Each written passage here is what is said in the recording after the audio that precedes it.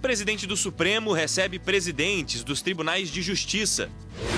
Diplomação de Jair Bolsonaro ocorrerá 9 dias antes do prazo previsto no calendário eleitoral. O ato oficializa que Jair Bolsonaro e o vice Antônio Mourão cumpriram todas as formalidades previstas em lei e estão aptos a serem empossados. Violência no trabalho. Cobranças de metas públicas através de e-mail, de reuniões, onde é exposto rankings, informando o percentual de atingimento. E continuam os esforços para fechar acordos de conciliação.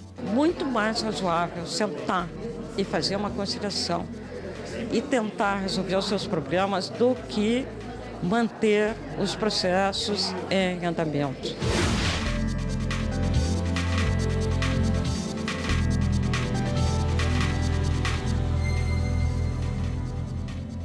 Olá, boa tarde.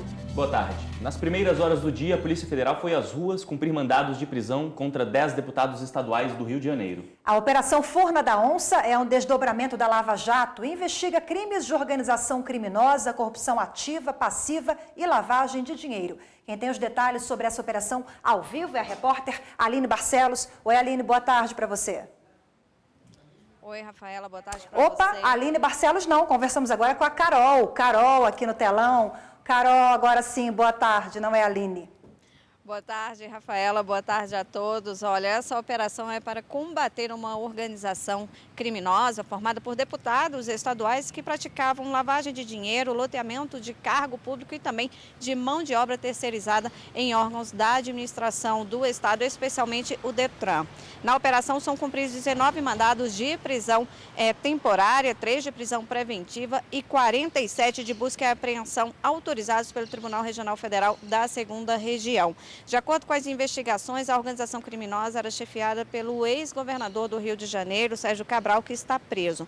A propina, conhecida como mensalinho, movimentou 54 milhões de reais e era resultado de sobrepreço em contratos estaduais e também federais. Voltamos ao estúdio. Obrigado, Carol. A diplomação de Jair Bolsonaro vai ser realizada no dia 10 de dezembro no Tribunal Superior Eleitoral. A diplomação de Jair Bolsonaro ocorrerá 9 dias antes do prazo estabelecido pelo calendário eleitoral, já que o presidente da República eleito vai ser submetido a uma cirurgia.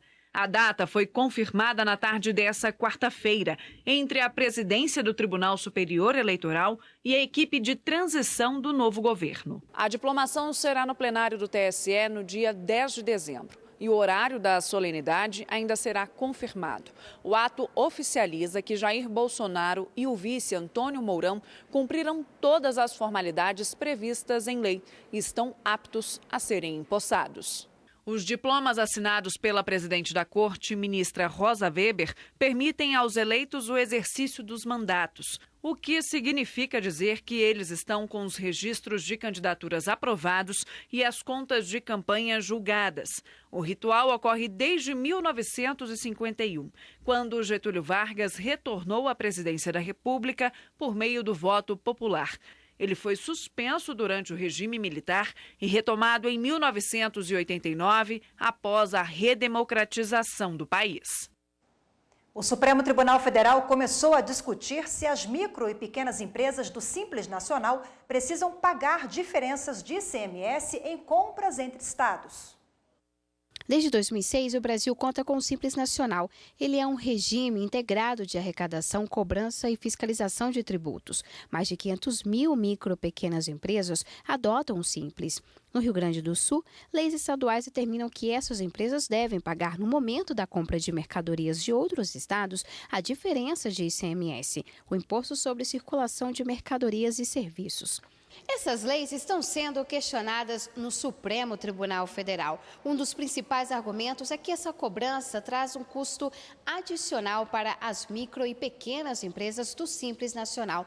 Já o estado do Rio Grande do Sul defende o recolhimento do tributo para evitar a chamada guerra fiscal. Os ministros Alexandre de Moraes, Luiz Roberto Barroso, Carmen Lúcia e Ricardo Lewandowski consideraram inconstitucional a cobrança. O Brasil tem pouquíssimos incentivos ao empreendedorismo. Esse é um grande incentivo ao empreendedorismo, à pequena a micro, pequena empresa que gera empregos, e é exatamente o que parece que nós estamos precisando no momento. Tem-se que o tratamento dado pela legislação do Rio Grande do Sul é desfavorecedora exatamente das empresas que tinham feito essa opção e que, portanto, ao ter de fazer a antecipação e não poder se creditar, acabam tendo não um benefício, mas um malefício. Por outro lado, o relator, ministro Edson Fachin, disse que a cobrança não viola o Simples Nacional e ainda que a adesão ao sistema é opcional. O julgamento foi suspenso porque o ministro Gilmar Mendes pediu para analisar melhor o caso. A Suprema Corte deve julgar hoje recursos de 2 parlamentares. Confira em detalhes o que está previsto na pauta da sessão do STF de logo mais. Matéria penal abre a pauta desta quinta no plenário com 2 processos. Em uma tutela provisória antecedente, o senador Assir Gurgax tenta reverter condenação em ação penal por desvio de finalidade na aplicação de financiamento obtido em instituição financeira oficial. E em uma medida cautelar em revisão criminal, o deputado federal João Rodrigues, de Santa Catarina, também tenta reverter pena de condenação, desta vez por fraude e dispensa de licitação. Tributos e regime tributário é o tema seguinte, com embargos de declaração em recurso extraordinário que pedem a modulação de efeitos em recurso extraordinário, onde se discute a validade da exigência da chamada taxa para expedição de anotação de responsabilidade técnica, ART. É um instrumento através do qual o profissional registra as atividades técnicas solicitadas por meio de contratos. Ainda 2 recursos extraordinários sobre o direito ao creditamento de IPI na entrada de insumos isentos provenientes da Zona Franca de Manaus. Ainda na extensa pauta desta quinta, ICMS, recurso extraordinário sobre o estorno parcial de créditos de ICMS. Imposto de renda, recurso extraordinário sobre se tratado internacional pode estender a residente na Suécia isenção prevista para residente no Brasil. E matéria orçamentária, financeira e repartição de receita fecha a pauta com a ação civil originária, onde o Estado do Maranhão pede recálculo dos valores repassados pela União pelo Fundo de Participação dos Estados, FPE. Mais informações sobre a pauta de julgamentos no site do Supremo Tribunal Federal, stf.jus.br. E um dos processos incluídos na pauta de julgamentos desta quinta-feira trata do desconto do imposto de renda de sócios da montadora de carros Volvo. No recurso extraordinário, a União quer que a Volvo faça o desconto do imposto de renda de sócios suecos, retendo imposto na remessa de dividendos. A montadora quer que as regras sejam iguais aos sócios brasileiros. A Volvo se baseou no princípio da isonomia e em um tratado internacional do qual o Brasil é signatário. No Tribunal Regional Federal da 4ª Região, o pedido foi negado, mas acabou sendo aceito pela primeira turma do Superior Tribunal de Justiça. E o caso veio parar no Supremo Tribunal Federal. A preocupação maior da Volvo, a discussão maior da Volvo é que o sócio, tanto brasileiro quanto sueco, recebam a mesma parte de dividendos dos lucros apurados no ano de 93. E hoje a União disse que entende que, por ser um sócio domiciliado no exterior, tem que ter uma retenção do imposto de renda quando for remetido esse dividendo. Até agora, somente o relator do processo, o ministro Gilmar Mendes, votou. Ele aceitou o pedido da União e negou a igualdade do desconto do imposto de renda. O julgamento vai ser retomado com um pedido de vista do presidente Dias Toffoli. E depois do intervalo, vamos falar sobre as consequências de humilhações, pressões e violência no ambiente de trabalho. Alterações no sono, alterações no apetite, não querer sair com ninguém, se isolar também, tá? E pode, inclusive, chegar ao suicídio.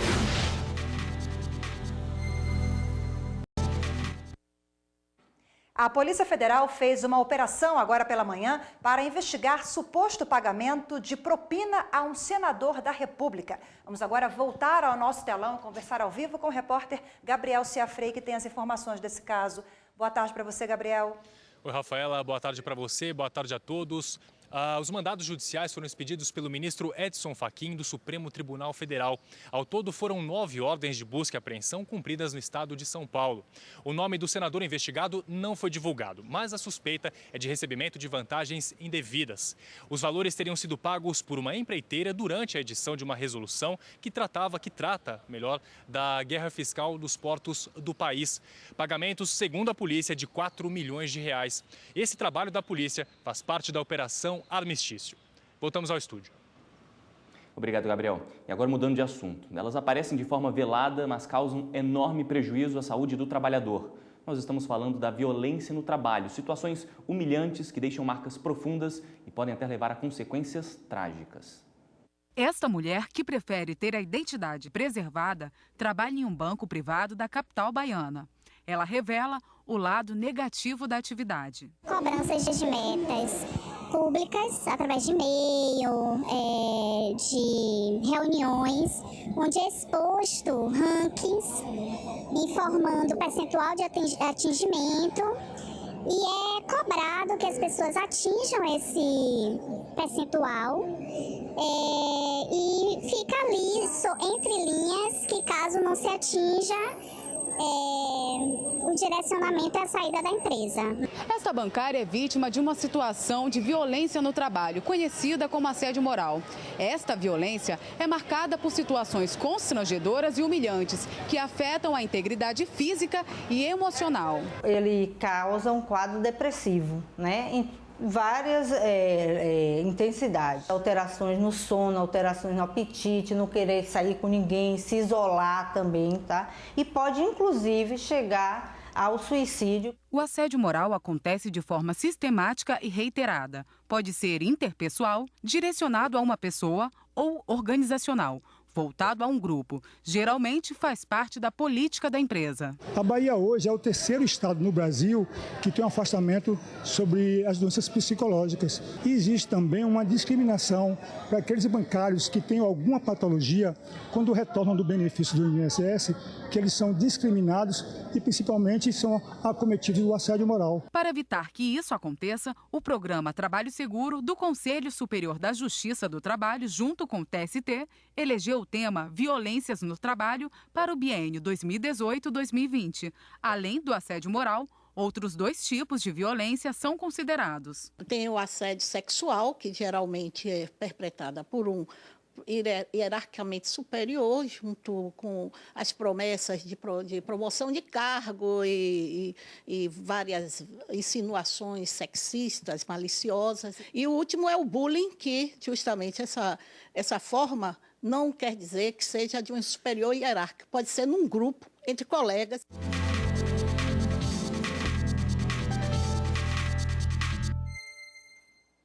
Vamos continuar no assunto e conversar agora com Régia Marques, da Costa. Régia, advogada trabalhista. Boa tarde, obrigada pela presença. Boa tarde, é um prazer estar aqui mais uma vez. Doutora Régia, vimos agora no finalzinho da reportagem que a violência no trabalho ela tem várias especificidades, né? Vamos começar com esse tema. O que pode ser considerado violência? Isso, então violência realmente é um conceito macro, amplo, definido não só pelos operadores do direito, mas inclusive também por profissionais de saúde, dado aos prejuízos que acarreta. E nós podemos, então, em síntese, dizer que a violência no trabalho é toda conduta, todo ato que lesa, que ameaça, que agride, que traz prejuízos de cunho físico, psicológico e, às vezes, acarreta até mesmo a morte do trabalhador. O assédio poderia ser considerado, então, a principal violência sofrida pelo trabalhador? Então, partindo desse conceito maior, nós temos espécies de violência. E o assédio é uma das espécies, se subdividindo em assédio sexual e assédio moral. Por exemplo, no assédio sexual, nós tivemos um crescimento, e ele é uma das principais formas hoje de violência. Por exemplo, segundo a Organização Internacional do Trabalho, nós tivemos 52% das mulheres empregadas já sofreram esse tipo de abuso. E segundo o CNJ, para o assédio moral, né, nós tivemos aí um crescimento também bem amplo nos últimos anos. O assédio moral ela é aquela conduta mais prolongada e reiterada, abusiva, de, por exemplo, cumprimento de metas, de controle de ida ao banheiro, de atitudes do empregador ou até mesmo de colegas que extrapolam o razoável. Agora, a cobrança de metas, é bom deixar claro que a cobrança de metas ela pode ser feita, ela deve ser feita pelo trabalhador, é claro, mas o problema é a forma como ela é feita, né? Acho que a palavra-chave é razoabilidade também. Exatamente. Por quê? Porque alguns empregadores, algumas empresas, no momento que elas cobram as metas e que elas estabelecem, ou elas estabelecem metas inatingíveis, ou elas estabelecem metas atingíveis, mas quando o empregado não consegue atingir, ele é exposto de uma forma humilhante. Já tivemos casos, por exemplo, em sessões, né, com todos os empregados ali para um feedback, aquele que não atingiu a meta ter que dançar na boquinha da garrafa, na frente de todos os demais trabalhadores e virar, então, motivo de chacota para os demais. Agora, o trabalhador que já passou por algum tipo de violência no trabalho, como que faz para denunciar? Procura quem nessa hora? Então, nessa hora ele pode fazer denúncia para o Ministério Público do Trabalho, ele também pode fazer denúncia nas ouvidorias, e como esse tema é um tema que tem ganhado muito a pauta, hoje as empresas estão criando até mesmo, dentro dos seus recursos humanos, ouvidorias, né? E nós temos também agora, nós temos a Superintendência do Trabalho também, que é onde pode ser feita as denúncias. Agora, a fofoca, né? A fofoca que a gente sabe que acontece no ambiente de trabalho e tal, ela pode ser considerada também uma agressão? Uma violência ao trabalhar? Sim, uma violência que pode trazer prejuízos não só para o trabalhador, mas para a própria empresa, né? A fofoca é a rádio peão, a rádio corredor, né? E é tão grave que o TST julgou um recurso do estado de Roraima, em que a fofoca gerou as vias de fato. A empregada X ficou sabendo que a outra empregada estava falando que ela estava tendo uma relação extraconjugal com um dos chefes. Quer dizer... E então, houve vias de fato ali e esse caso foi desaguar na justiça. Alerta, né? Obrigada mais uma vez pela participação, Régia. Até a próxima. Obrigada. Obrigado, doutora. Desde o começo da semana, tribunais de todo o país têm feito esforços para colocar em prática uma tendência da justiça brasileira, a conciliação. Os tribunais gaúchos, por exemplo, realizam audiências extras para fechar acordos. Todas essas ações fazem parte da Semana Nacional da Conciliação, promovida pelo Conselho Nacional de Justiça. Conversar, expor os conflitos e buscar juntos soluções pacificadoras, capazes de evitar um processo judicial ou finalizar uma ação de forma mais ágil. Essa é a base da conciliação. Nós convidamos aqui, tivemos a honra aqui desses tribunais, dos tribunais aqui do Rio Grande do Sul, para demonstrar à sociedade da importância desses centros que eu denomino aqui no tribunal, centro de cidadania, em que as partes vêm e buscam, através do diálogo, bem orientados através de mediadores, a melhor solução para esse conflito. Na Justiça do Trabalho do Rio Grande do Sul, foram agendadas 856 audiências extras. Elas vão ocorrer nas varas do trabalho e postos avançados, presentes em 65 municípios gaúchos e nos centros judiciários de solução de conflitos. Essa semana é como um alerta para a sociedade. No sentido de que é muito mais razoável sentar e fazer uma conciliação e tentar resolver os seus problemas do que manter os processos em andamento. Na Justiça Federal, as audiências de conciliação acontecem nos 3 estados da 4ª região, Rio Grande do Sul, Santa Catarina e Paraná. Cerca de 4.000 ações devem entrar em pauta em 36 unidades judiciárias dos 3 estados. Nós vamos nos condomínios fazer as audiências para que não seja uma solução individual, mas também porque tem problemas condominiais para serem resolvidos. Trabalhamos. E todas as obras públicas grandes, nós fazemos grandes mutirões, como agora. A Justiça Estadual atua em conciliações sobre superendividamento, direito do consumidor, questões de família e também em conflitos coletivos, inclusive os que envolvem políticas públicas, como a reintegração de posse. Temas que estão na pauta de audiências da semana pelo Centro Judiciário de Soluções de Conflitos e Cidadania, o CEJUSC.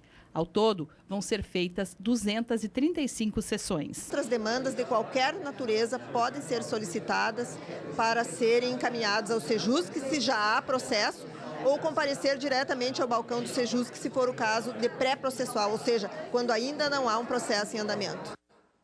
O Tribunal Superior do Trabalho apresentou proposta de acordo para a Companhia de Pesquisa de Recursos Minerais e os trabalhadores no comércio de minérios. Anderson Conrado. No despacho, o vice-presidente do TST e do CSJT, ministro Renato de Lacerda Paiva, reconhece o esforço das partes envolvidas para resolver os impasses entre a Companhia de Pesquisa de Recursos Minerais e os trabalhadores no comércio de minérios e derivados do petróleo de vários estados do país e também do Distrito Federal. O vice-presidente destacou pontos importantes a serem negociados, entre eles cláusulas de aspectos econômicos que envolvem o reajuste salarial da categoria, correspondente a 100% do INPC, acumulado no período de julho de 2016 a junho de 2017, e o reajuste de 60% do índice do INPC acumulado de julho de 2017 a junho deste ano.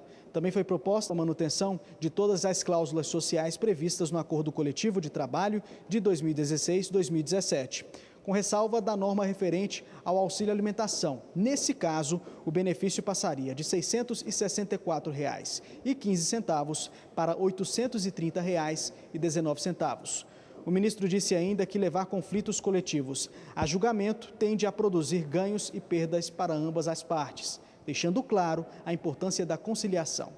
A companhia deve se manifestar sobre a aceitação da proposta no prazo de 5 dias úteis, já os trabalhadores em até 1 dia útil após o término do prazo da empregadora. E no próximo bloco, uma coletânea sobre o novo processo civil brasileiro faz homenagem ao ministro Luiz Fux. Talvez a tarefa mais difícil tenha sido realmente aprovar esse código no tempo, no prazo que foi aprovado.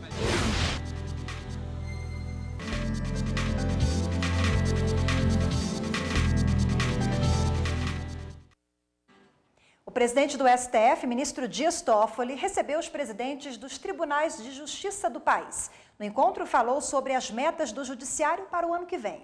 Entre elas, jogar os processos mais antigos, aumentar os casos solucionados por meio da conciliação e mediação e ainda a punição rápida para autores de violência doméstica. O presidente do STF e do CNJ chegou acompanhado do Corregedor Nacional de Justiça, Humberto Martins, e do presidente da Associação dos Magistrados Brasileiros, Jaime de Oliveira.